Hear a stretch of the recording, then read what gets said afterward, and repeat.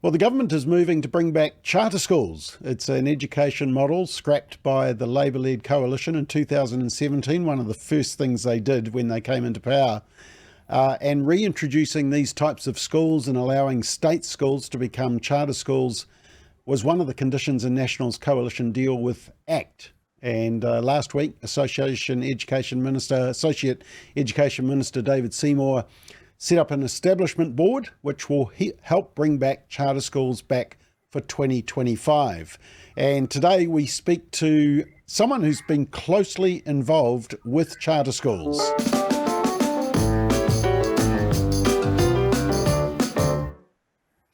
So it's a very special welcome to Alwyn Poole, who's a friend of Family First, and he's also head of Innovative Education Consultants and was involved with two charter schools between, was it 2013 and 18? I think I read on your blog you just put out, Yep. Alwyn, is that correct? That's right. Yep. Okay.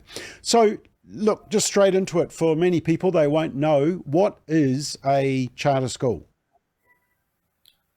Well, we've had an education system, that's now sort of hundreds of years old, and one of the things that, as a society, we should be deeply disappointed about is actually just how badly in 2024 our education system is doing. There are some real obstructions to improving it, and I don't think it's a secret that many people would hold the teacher unions as being one of those really obstructive set of bodies, and also that the Ministry of Education has become, significantly unwieldy. Under Labor, they went from 2,700 people employed by the ministry to 4,500 with decline in student performance. Right. And we have massive gaps. I wrote a piece last night that Stuff are carrying tomorrow. So we have about 460 secondary schools in New Zealand, high schools. It's not a lot. It's something that we should be able to do something significant to change things almost on a daily basis. But we don't. Well, the top 30 schools, when the students leave those schools, 87% of them, on average, have university entrance as our top school qualification. The bottom 30 schools, it's 2.7%. And so, again, we're talking 2024, we're talking, in theory, a modern, civilized, wealthy society, and we are comparatively wealthy, and yet we've got these huge gaps in our education system. And I don't think it's a stretch to say that for many of our children, the kind of normal standard state school system is not working for them. So back to your original question, a charter school is an opportunity for a group of people who believe, and you have to prove it. I mean, it will be a tough application process to get through, as it was last time, who believe that they have a model, a way of working with young people that will improve their outcomes. A lot of us will focus on, effectively, four groups. Māori and Pacifica. So one of the things that I noted in the article tomorrow for Stuff is that we sort of celebrated in Term 4 that there was a very modest improvement in the percentage of children attending school 9 days out of 10, which isn't a particularly high standard in and of itself, where 53% of our students in New Zealand went to school 90% of the time in Term 4. But a lot of the commentators missed out that it's actually around 39% for Māori and 36% for Pacifica. Wow. And so I think that will be a clear focus. And certainly I assisted in starting South Auckland Middle School and Middle School West Auckland during the last block. I no longer work for the Villa Education Trust. That I resigned there 2 years ago. But those schools, 90 to 95% Māori and Pacifica, and during the charter school years were getting really, really good results. Mm. So it's more flexible. I think the main problem that the unions try and say is an issue is that the schools get bulk funded. And the irony of that is that that's a form of funding where instead of all of your funding being allocated by the ministry to certain things, you get the same amount of funding as a state school with the same amount of children, except you get to choose more how you use it. So if you can negotiate, so we had Elim Church, we leased premises from them. We negotiated a very fair lease from them. They were fantastic landlords, and we shifted some of that money that would have gone on buildings into doing things like having 15 kids in a class, providing uniform, stationery, and IT, paying our teachers more.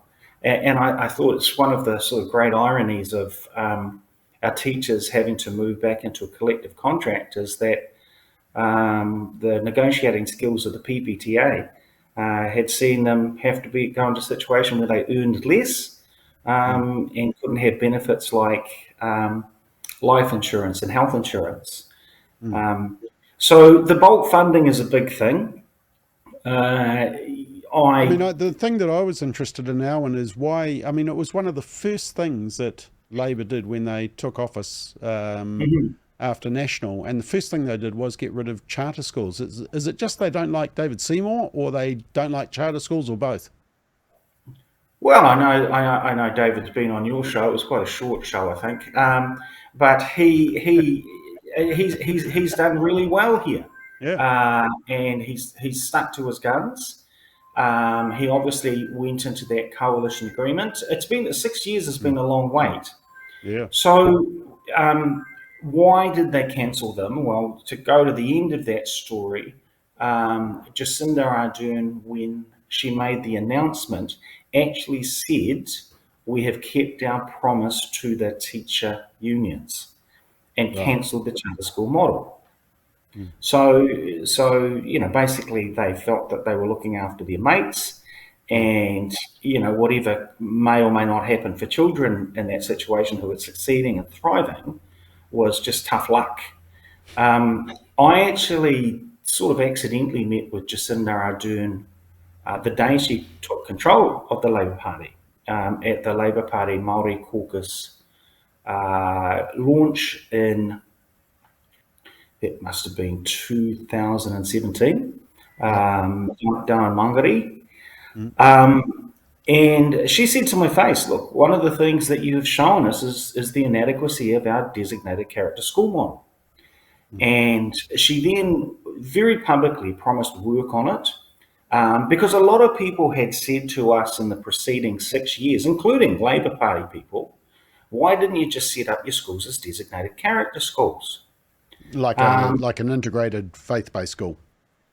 Yes, and there's integrated, there's designated character, there's slight differences between them.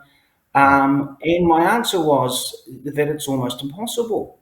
It's a complete roadblock. And so I took Ms. Ardern at her word, because you ought to. And same with Minister Hipkins. So the two schools were changed to be designated character schools, but we then felt, okay, so they'll keep their promise. We'll be able to apply for new designated character schools along the same lines. There was one application particularly that we put in for 480 students in Auckland Transport for kids who are neurodiverse. So we look at Māori, Pacifica, we look at kids with low income, but also this group. And recent report, there's around 100,000 children in New Zealand who, through pretty skillful surveys, we can say they're not doing well because the schools aren't catering for their particular needs. Yeah. And we put in a superb application, and the ministry just turned them down flat and then looked for reasons why. Could it have I mean, worked as a Alan, the thing that yeah. interested me was that Māori and Pacifica appeared to do very well in these charter schools, and so there must have been support within, for example, the Labour caucus for these charter schools because they were seeing the fruit of the work being done with their own constituency. Yeah, I'm not politically aligned, and that's something I hold for me working in education to be pretty important. But it was really hard to know what was going on inside the Labour Party because you're right. You've got people like Pene Hanare, Willie Jackson, Willie who's Jackson, yeah. helped establish a charter Yep. school, and you know they'd seen it in action and they'd seen the success, but they went tremendously quiet on it, which I think was a real shame. Yeah. Because even if, again, they had pushed for the designated character school model and said, look, we've made this promise, we need to keep it, Yeah. that could have been a good thing. So I think in the end, they've kind of shot themselves in the foot here because, you know, Seymour's come back and said, you know, we're going to set up 50 of these. So the unions immediately come out with, you know, the same six fairly tall tales that they told last time, that there are no successful models of these anywhere. It's simply not true. And of course, there are variants, and there were variants within the 12 or so schools that set up within New Zealand. But you can't say that there are no successful ones. It's just nonsensical. That they operate for profit, well, first of all, none of them did. They were all based around charitable trusts. But secondly, a tremendous amount of people make profit out of education. So, I mean, you think of your Microsoft, you think of your architects, your builders. Yep. You know, the last people who are allowed to do well out of education are the educators, which that doesn't make a lot of sense. That they, you know, cherry pick kids, which isn't true. South Auckland Middle School is Auckland. To some extent, first and first serve, but when South Auckland Middle School, I think, had a wait list of 100, we'd take a whole lot of marbles down to the police station and they would draw out the student numbers. And it would be fair to say that it's often some kids who who aren't coping with other school settings, isn't it? Oh, absolutely. And you want to work with those kids and you want to provide a situation where they feel good about being at school. So, I mean, I designed that model actually back in the early 2000s, applied it to a small private school. It showed tremendous success. We had a lot of kids there who were coming to us and education or their schooling wasn't working for them. And again, a whole range of things. Some kids who were thriving and they wanted to come to our school for extension, but plenty who had been told things like, you know, you're never really going to succeed academically, NCEA won't be for you. Well, 97% of the kids out of that school got their level 1 NCEA and thrived and moved on. Yeah. And so we can tell there are thousands and thousands of kids in New Zealand who are not engaged in the current system. And of course, the next argument is, well, that 150 million over 4 years, that should be spent on the state system as if it's going to solve all the problems. Well, the math on that is that would be $14,000 per school per year over the next 4 years. So $14,000 is going to make a difference to one of the low decile schools that has been failing for the last 40 years. They've only been wanting $14,000. So the bulk funding is important. The model I wrote, you organise the kids into mini schools of 60. I love middle schooling, and there's a range of reasons for that. So you have a year 7 class 8, 9 and 10 of 15. They have project-based curriculum, but it's not full pendulum. They have their core subjects taught alongside. Year 7, 8, 9 and 10 kids, need a chance to not sit behind a desk all day. So there's a 4-hour academic morning and then an arts and activities-based afternoon where they do their music, their sport, their community learning, community service, music, sport, and art. Sounds a great model. And I mean, one of the big wins was that it's now going to be over, is there going to be 25 charter schools, whereas previously, it was only a handful, wasn't it? Yeah, so David's announced that there will be 50.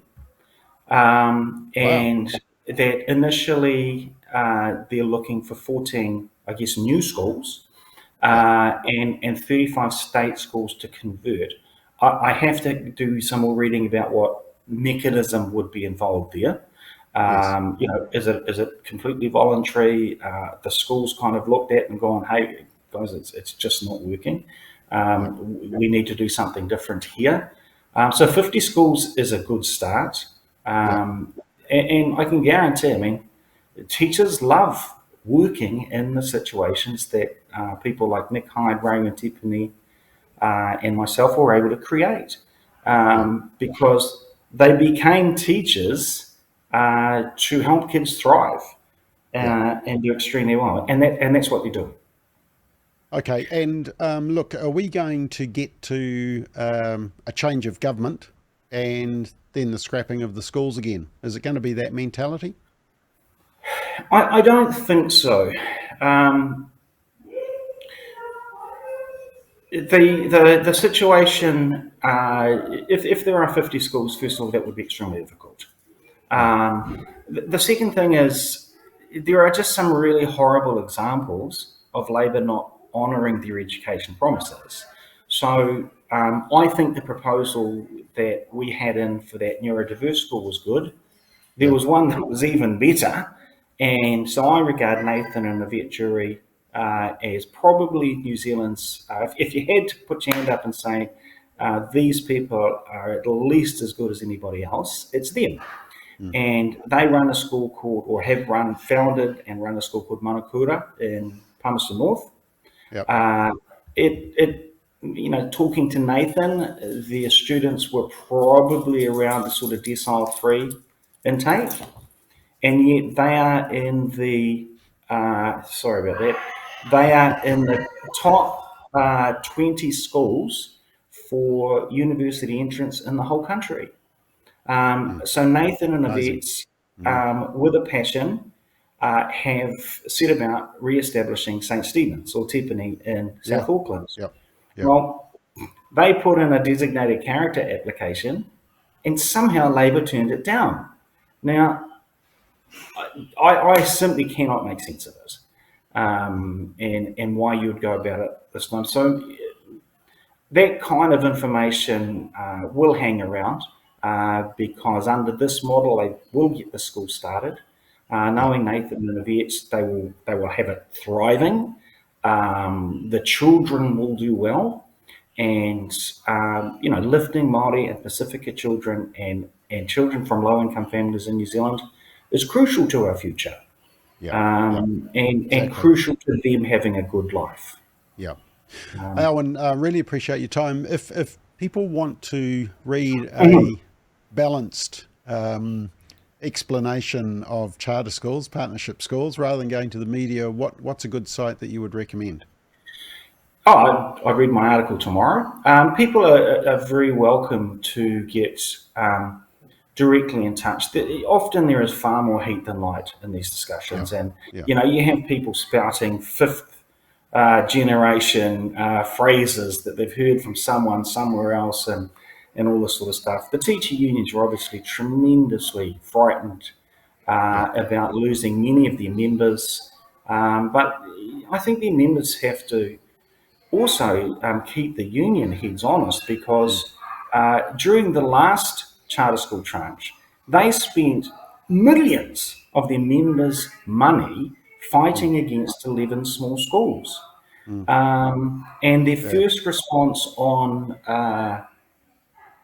Tuesday was for Dunedin and Queenstown schools to take an afternoon off, to go on strike for an afternoon. So their response to this model is to deprive kids of 2 hours worth of learning. Just an And ideological opposition. yeah, no good reason apart from the fact that they can see their subs going down, Yeah. they can see their membership being challenged, and them looking increasingly stupid. Okay, so you're on. Sorry, I'm out of time, but you're on Substack, aren't you? So people could I just am on check you out. Substack or Yeah. Innovative Education Consultants. Really happy to Okay. work with people, help them get established, but also happy to provide, to point them in the right direction Okay. for information. Fantastic. Thank you for that, Alwyn. And I think we will keep in touch on this particular one. So, and I Cool. know you're Thank very you so busy at much. the moment. So, all good. Thanks, Alwyn. Cool. Thanks, Bob. Bye.